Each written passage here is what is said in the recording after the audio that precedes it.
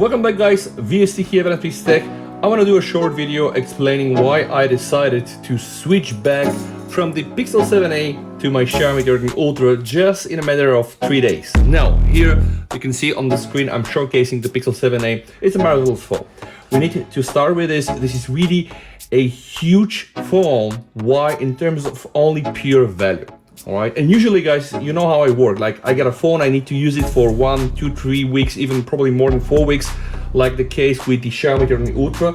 You pretty much know, if you have been following my channel, I'm using this phone, the Xiaomi 13 Ultra, already for more than a month, just to be able to do a very honest review and just put my line of thoughts there. Now, my line of thoughts is not necessarily equal to others you might have seen, so I need more time to be absolutely precise. So I don't really want to push it for like 2 days. Of course I can do, but I don't want to. So usually I give myself a bit more time working with phones like this, just to be able to estimate the real strengths, the real weaknesses, and to try to understand the value in the whole package. Overall, battery, screen, sound quality, speakers, build quality. Of course, also very important guys, the camera. Then why guys, why did I switch back from Pixel 7a directly after only using it for a few days? Let me explain why.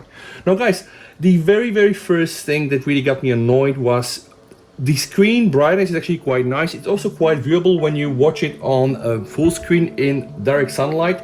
But something I had to realize guys, while I was using the phone into extreme sunlight, I had problems with the PWM, and usually my eyes are not so sensitive. I'm really used to all kind of screens, never had a problem specifically with IPS, but also OLED screens. These things really start to vibrate, to modulate at some hertz that it's apparently killing my eyes. And something that really got me crazy guys, not only was this modulating or refreshing at a rate that was really killing my eyes, the optical fingerprint red scanner guys was visible. And I really was like driven crazy by this. I know it's there guys, it's not the first phone under direct light when you can see the optical scanner. Now it's here, you cannot see it here guys, but it's there, and this really was driving me crazy, right? But this was not guys the reason for me to switch over. There was one other reason, and I'm gonna come to that guys. Else I want to say the photos that I was taking with these phones, just amazing. I mean, the pictures and all the quality, take a look at this guys, all the pictures, okay, almost all the pictures I was taking with the Pixel 7a were just amazing. It's really making a good case here guys, probably one of the best cameras for the money that you can get. The video was also not bad, and this was not the reason for me to switch. I know I promised to be short guys, so without any further ado, I will show you the exact reason that really got me switching off so quickly. Take a look at this guys, 34%.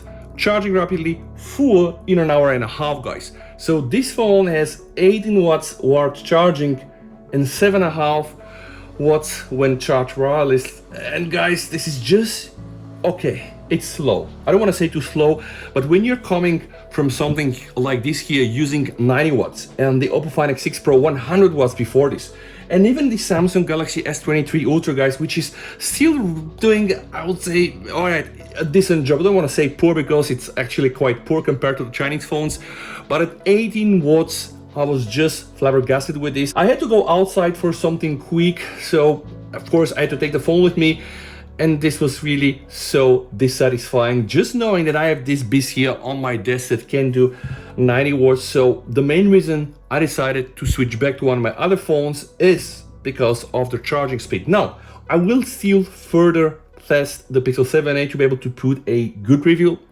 And also guys, you can watch the comparison video I did between the Pixel 7a video and the Galaxy S23 Ultra. It's still an awesome phone, and again, the news here is you're getting a Sony sensor, right? Not the Gen1 in the Pixel 7 and the 7 Pro and the Pixel 6 that is already like 3 years old. So definitely it's a phone worth considering, unless you are willing to pay the price for this very slow charging speed in 2023. And if you're considering to buy this phone, I hope this video will somehow help you to understand like this very big limitation. The screen, all right, I can live with this, with the PWM, I can live with the fact that you can see the fingerprint red scanner, but the charging speed are just killing me. Thank you so much for watching guys, stay safe, VST over and bye.